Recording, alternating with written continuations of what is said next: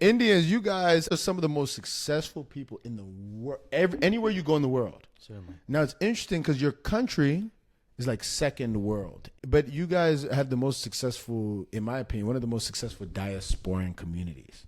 Very well said. Very well said. And so I'm really curious to hear, like, how was it growing up in an Indian household, man? Yeah, I mean, Indians obviously a very successful minority in countries like America. My family, I'll give you a little more context, is from South India. Nice. And I'm actually a little bit of a mix. So you have, I think, different types of Indians everywhere. Yeah. You got a different types of kind of Indian come-ups in terms of like you talk about growing up in an Indian household. Very different Indian households in America. Interesting. So my parents come from different areas of India, but my parents also met here.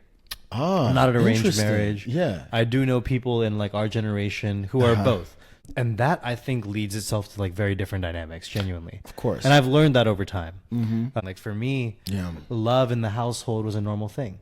Like my parents were not the most affectionate. My dad's he's still an Indian man. Yeah. Like coming from where he came from, like rural India, like Yeah. not the most affectionate guy. Uh-huh. But you do see like love, especially even like towards the kids, expressed consistently. Whereas like I know, like friends and whatnot that come from arranged marriage households where it's not like that. Yeah. And that's something that I know a lot of people, whether it be from immigrant household or not, do not have. So I feel very privileged to have seen that. But what I also saw is sacrifice. So, I mentioned briefly earlier, but my parents built their entire lives around their kids before they even had us. So yeah, I just say like for immigrant parents, the mission that I was talking about earlier, where like you have a mission now to put on for your people, but also the people after you, because I see what's been done for me as the person after, right? Yeah. The previous. So like that's really an obligation. That is so well put. You really summarize, I think, a lot of aspects of the immigrant upbringing in the States.